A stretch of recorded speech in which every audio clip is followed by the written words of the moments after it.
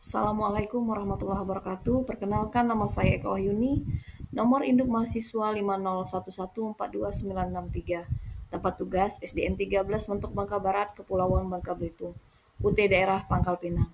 Di sini saya akan mencoba menjawab pertanyaan diskusi 5 studi komparatif pendidikan dasar di berbagai negara. 1. Pemanfaatan AI atau ChatGPT dalam pembelajaran. Kemunculan ChatGPT dan teknologi artificial intelligence atau AI lainnya telah menghadirkan paradigma baru dalam dunia pendidikan. Sebagai pendidik, sikap kritis namun adaptif diperlukan untuk memaksimalkan potensi teknologi sambil memitigasi resiko yang mungkin timbul. Kelebihan AI dalam pembelajaran. AI seperti ChatGPT mampu memberikan pembelajaran yang dipersonalisasi sesuai dengan kecepatan dan gaya belajar masing-masing siswa.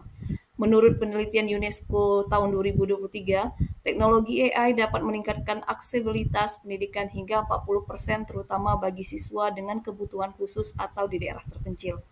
Siswa dapat mengakses bantuan pembelajaran kapan saja tanpa batasan waktu dan tempat. Hal ini sejalan dengan prinsip pembelajaran abad 21 yang menekankan fleksibilitas dan kemandirian belajar.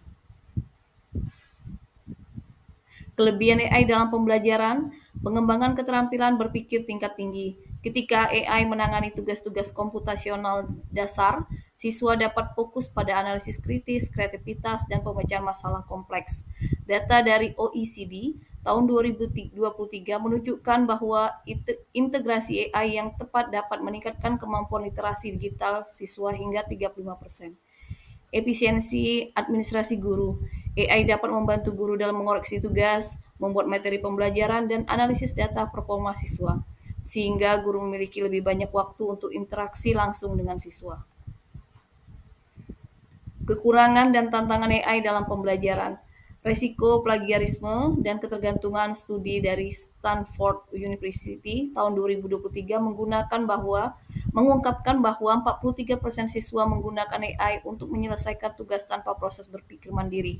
Hal ini mengancam integritas akademik dan menghambat pengembangan kemampuan problem solving autentik.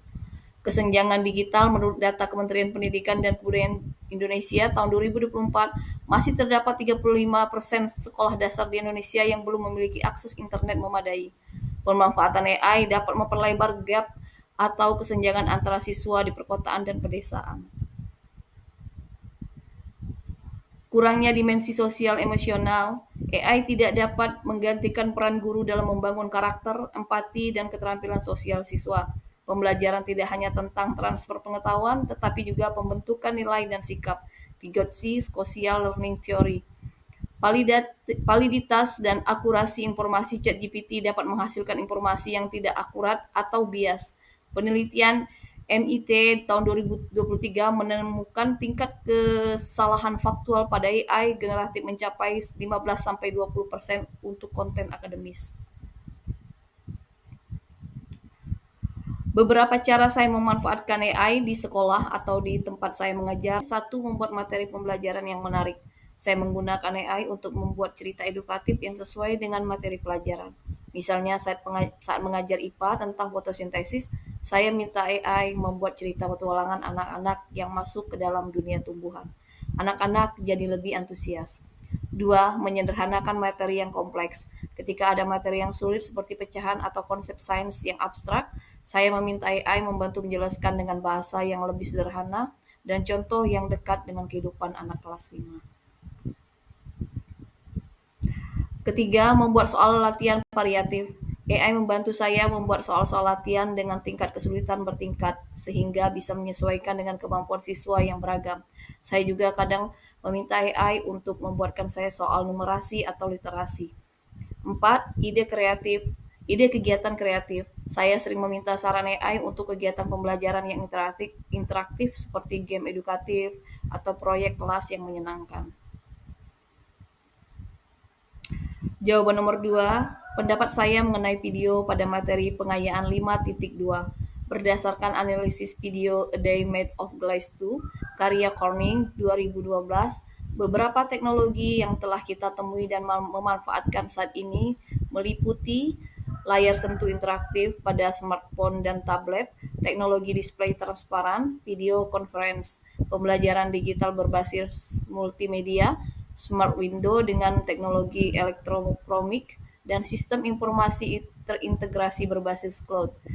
Teknologi kaca yang tahan gores dan anti silau dari Corning kini digunakan pada sebagian besar smartphone dan tablet, terutama perangkat Android. Video ini menggambarkan visi masa depan di mana teknologi kaca canggih mengintegrasikan berbagai aspek kehidupan, termasuk pendidikan yang lebih interaktif dan kolaboratif. Sebagai pendidik, persiapan menghadapi kemajuan teknologi yang pesat memerlukan 3 strategi utama. Pertama, meningkatkan literasi digital melalui pelatihan berkelanjutan dalam mengintegrasikan teknologi ke dalam pembelajaran. Transportasi digital telah membuka peluang bagi lebih banyak orang untuk memperoleh pendidikan tanpa terbatas oleh batasan geografis atau fisik. Kedua, mengembangkan kompetensi pedagogis digital dengan menguasai berbagai platform pembelajaran interaktif seperti AI, AR, dan aplikasi kolaboratif yang dapat meningkatkan engagement siswa. Dengan pendidikan digital, siswa dan guru dapat berkolaborasi dalam jaringan global, mengikuti kursus online dari universitas ternama, dan belajar dari para ahli di berbagai bidang. Ketiga, membangun mindset adaptif dan inovatif untuk terus belajar menghadapi perkembangan teknologi baru, serta mampu memilih dan menerapkan teknologi yang tepat guna sesuai konteks pembelajaran. Kesimpulannya, pendidik harus menjadi lifelong learner atau pembelajar sepanjang hayat yang proaktif memanfaatkan teknologi sebagai alat untuk meningkatkan kualitas pembelajaran, bukan sekedar mengikuti tren, namun tetap menjaga aspek humanis dan nilai-nilai pendidikan yang fundamental. Berikut adalah sumber referensinya. Baiklah, sekian pemaparan jawaban diskusi 5 saya. Akhir kata saya ucapkan wassalamualaikum warahmatullahi wabarakatuh.